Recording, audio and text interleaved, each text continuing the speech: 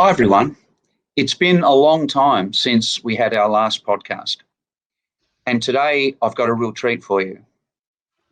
Now, thanks to the incredible work of my team, not only did we secure another amazingly friendly animal budget, and we get to do this all the time now. We deliver all of these budgets, and each one is better than the last one. And typically, this is perhaps the best animal-friendly budget we've ever seen in Victoria. And there's a good reason for that. For the first time ever, farm animals have been included in that budget.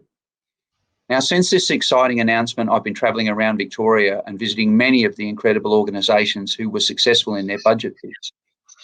And it won't be possible to visit them all in person. So today I'm chatting online with one of those successful applicants. And again, as I say, it's one of those farm animal ones. And I'm chatting today with Robyn from Lamb Care Australia. Now, Lamb Care Australia is a charity that rescues and rehomes orphaned lambs who are born during the lambing season in Victoria. And their primary focus is rehoming neglected and orphan lambs, most of whom come into care as extremely sick and vulnerable newborns. Welcome, Robyn. How are you and the team at Lamb Care going during the lockdown? Hi, Andy. We're actually going okay. We were worried, I think, when the lockdown first came in last year that we wouldn't be able to function. But as we're an animal rescue organisation, we are allowed to, so we can keep taking in lambs. Certain areas of the organisation can't function, but the main part can, and our transporters are allowed to transport lambs, so we can actually keep taking in lambs, which is great, because it's really the time of the year that we need to be available for that service. And that's a really important point. Thanks for making that. A lot of people don't actually understand that during the lockdown, there were a number of different things that were considered essential services. So the Chief Health Officer let them continue, and animal rescue was one of those. And not just wildlife rescue, but all types of animal rescue were regarded as essential service. And most importantly, the work that you do as animal rescue was considered by the agriculture sector itself to be a really, prime importance, because they were saying that they didn't necessarily have the wherewithal to be able to, to get to any animal that might, what we consider agricultural animals. They might not be able to get to them in the time of need. So that work is vitally important. So thanks for doing that during the lockdown. That's okay. So, look, Robyn, one of the most devastating realities of animal ag, but one that is ignored by the industry, are the millions of lambs that die every winter. Can you please provide our listeners with a bit more insight, I suppose, into what life is like for lambs here in Victoria? So yes, you are right, Andy. There are millions that die every year, millions that die in the first 48 hours of life. And I think there are probably three main factors that contribute to that. The fact that they are born across the coldest months of the year. They are often born into paddocks that have little or no shelter, and some have absolutely no shelter, like not one tree. So there's nothing to protect them from the cold, from the extremes of weather. And also the third thing that contributes a lot is the fact that ewes they're selectively bred for multiple births. And ewes are pretty much like humans. They're designed to have one baby, and the multiple, 2 or 3 is an exception, just like humans. So when they have multiple births, especially in the case of 3, often the ewes just can't support that third baby, and the weakest gets left behind. They struggle in the cold, with the lack of shelter, and newborn lambs, really they can't survive on their own. If they're not taken by a predator, then they will just die from hypothermia, because they have no ability to regulate their body temperature. So, and they die very quickly. So, and it's not the fault of the ewes. They would do their best, but they just can't cope with the number of lambs they have. And so maybe the third, sometimes maybe the second, will be left alone, and they die within hours. And look, you've touched on a really important point there, and a lot of people I know out in the broader community don't understand. So if you could explain to us, why is it then that lambing season is at this time of year, when the weather is at its coldest, rainiest, and perhaps the most detrimental for any young animal or even human beings to be out in it? As with everything, it comes down to money, really. And one of the main reasons is that having the lambs born earlier, by the time they're weaned, it's the spring grasses are growing, so there's a lot more feed for them, and farmers then don't have to supplement the food, saves the money. So it's basically, it always comes down to a money issue, and it's always the lambs that miss out. And so I take it from what you were saying earlier that millions of lambs are born during this particular season, and that so many of them die. Is that then just a situation where the sector is working off, well, enough survive to make it worth their while to continue with it? I suppose if one third of what are born survive, then that's an attrition rate, if you like, or a mortality rate that's acceptable. Is that how they view it? Well, I think it must be, because that's always been something that I've wondered about. And I know that people have said, why would they do that when they have so many deaths? But the fact is they do it. And the fact is there are that many deaths. So obviously it's still worth them doing it despite all the deaths. I don't fully understand that, but that is the case, obviously, because they wouldn't do it if they weren't making the money. And look, I know that you and your team do such an incredible job rescuing lambs and giving them a chance to find a forever home. And I know that our listeners would love to know more about the work that Lamb Care Australia does. So can you just elaborate on, I suppose, take an individual case from start to finish, if you like? So we are contacted, we're finding, at first we were contacted a lot by members of the public who would find a lamb. Surprising where they can find them. We had one lamb that was found walking along the middle of a road that had a 100-kilometre speed limit. We don't know whether I don't know how that lamb survived, but they did, and they reached our care. We think maybe sometimes they might come off a transport truck, or maybe they get through a fence. We just don't know.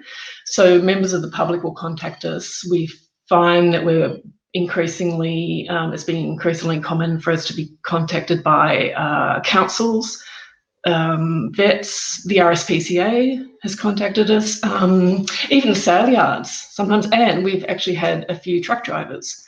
So I think the truck drivers have found lambs on their truck. Some of them don't want to just leave them, and so they've contacted us. So they come to us via different sources. And then the first step with us is that we have a team of initial carers. We have 3 of those carers, and they're very experienced in the critical care of lambs. So a lot of lambs who do arrive are not in great shape, and they often have quite serious health issues. So those lambs will stay with our initial carers for sometimes it's a week. If their health is okay, it might be a week, but the really sick ones will stay longer. And we make sure that the lambs are in good health before then they are passed on to, we've got a network of foster carers. So that's the next step for the lambs. They go to foster carers. And the foster carers then care for them for approximately, say, 10, 12 weeks until they're weaned. And then we have a network of forever homes that they then go to. Occasionally the lambs will go straight to their forever home, but most go to a foster carer first, and then they go to their forever home where we know that they're going to live for the rest of their life, their natural life, and be loved and cared for just as a member of the family. Fantastic. And look, of course, you'd adore every single lamb that comes into your care, and I reckon that's easy to do when people see videos of young healthy lambs, and how they're so playful and they bounce around everywhere, and that's always really cute. But look, is there any one lamb, and I know this is a difficult thing to try and sort through, but is there any one lamb and their story that's particularly stuck with you? Actually, that's a really easy question for me. I have had quite a few lambs in my care over the last few years, but one came to me last year called Mimi, and she arrived into our care. She was diagnosed with brain damage, and I think it was suspected hydrocephalus, which is fluid on the brain. And she couldn't walk. She couldn't even stand, but she was such a dear little lamb. the vet did suggest he thought that it would be best for her to be put to sleep because there wasn't really a future for her. But because she was her personality was so bright and she was mentally aware, we decided to give her some time, which it's something we always have to weigh up. If we think a lamb doesn't have a future, they're too sick. If they're not in pain, that's one of the big things. If they're still happy and enjoying life in some way, we then will consider giving them a bit more time. This was certainly the case with Mimi, so we decided to give her a little bit more time. And so she came to me, and I was fully expecting that I'd probably have her for maybe a week, and then she would die, because that was sort of how bad she was. So she came to me, and I fell in love straight away. And then the next day, because I just every so often would try to get her to stand up just to see, if something was happening there. But at first there was just absolutely nothing. Until the second day, when I tried it again and she actually stood up and she managed to actually carry her weight. Wow. And then the next step was that she started walking, and I was just like, I couldn't believe it, because really I had just expected that she would come to me to die. And then she just got better and better every day. I was taking her to physio appointments. I think there were weekly physio appointments for the 4 weeks that I had her. So that was to help her mobility and strength develop. And I'd take her out for exercising, just trying to get her walking. And at first she could walk, but she couldn't actually stand by herself. And then it was just amazing to see every day she got a little bit closer to standing by herself. And in the end, she could stand by herself. She could get up off the ground. She could walk. She could run. And now she's with one of our forever homes. So she's definitely one of the stories that really means a lot to me, and I'll never forget her. Fantastic. Look, that is amazing. And look, I guess it highlights a point that I hear so many times across so many different sectors, whether it's domesticated animals like dogs and cats, whether it's wildlife, whether it's agricultural animals. I hear so many times that, look, foster carers and rescuers are the people that are prepared to put the hours in and prepared to do the work. And often we find these animals are euthanized because, not to criticise vets, but also, and I just sort of move off topic a little bit here, but I know that farmers often will come to lamb care and other lamb rescuers to bring them lambs that they don't have the time to care for themselves. And that therefore, they have a choice to make. Well, we don't necessarily agree with their choice, of course, but in their eyes, their choice is give that lamb over to someone who can, save their life or let that lamb die in the paddock. So it's just incredible that I find this. I struggle with this connection sometimes, or this disconnect that some people have with, well, because I wouldn't be able to put the time in, therefore nobody can. And that seems to be an attitude across different sectors, whereas rescuers and people like yourselves are constantly putting their hand up and saying, no, that's not true. I'm here to put my hand up. Is that your experience as well? I think so. I think a lot of farmers, as you say, they don't have the time to put into saving these lambs, money as well. But there are the best practice farmers who do care more about their lambs, and there are other people that will contact us. And I think that's true. Then the people such as in our organisation, we actually really do care about these lambs as individuals, and we're willing to put in the time and the money. And I mean, our initial carers who care for them, during that first week or two, they put in so much time. They have sleepless nights, feeds during the night. If they have a really sick lamb, there'll be sleepless nights as well, vet trips. It's a full-time, it's a really full-time thing, and they put in so much time and effort. Great. And you mentioned then as well, and that's a great segue, the cost, necessarily that some people don't want to bear, because it can be quite expensive just to to rehabilitate one animal, to bring them back from the brink and make sure that they get a full and happy life. So that brings me to the successful budget bid this year. And so congratulations on securing $60,000 in the state budget. Thank you. No worries. Now, what will you be using the money for? And then clearly, what impact will that have on the lives of lambs?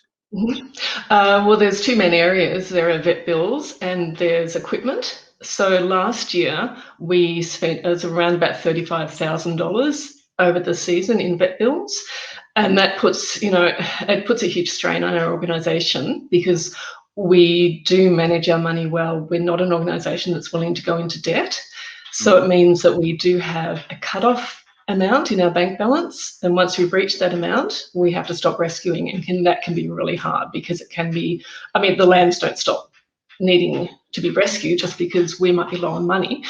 Fortunately that hasn't happened. I think it's only happened once or twice and not for very long, but I think about 2/3 of the money that we've been given will go to covering vet fees, and that will just help us to be able to give even better care to the lambs that come to us, and will help our organisation, to keep running. We'll probably, cover vet fees the rest of the year and maybe into next year.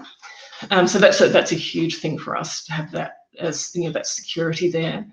And then about 1/3 of the money will go to buying equipment. There's quite a few different items we're buying. I think the most significant one will be intensive care units. So we'll buy an intensive care unit for each of our 3 initial carers, and I think they're worth 2,000 something each. Yeah. So that's quite a big chunk of the money will go to the intensive care units, and they're essential because lambs, as you know, lambs often arrive to us in poor health. They often have fluid in their chest, and they'll be hypothermic, all those sort of issues. So the intensive care units will help to clear that fluid and will help to raise their core body temperature. And also, the side benefit for us is it's actually going to save us a lot of money, because for that sort of treatment we would normally take them to a vet, and that can cost, an overnight stay at a vet can cost $800, for one lamb for one overnight stay. So that'll save us money, but it'll also help us to actually give that care to the lamb immediately instead of having to, travel to a vet. We'll have that option available to them straight as soon as they arrive. So probably that piece of equipment is the most significant we'll get. Fantastic. That I'm so glad that is going to be the case for you.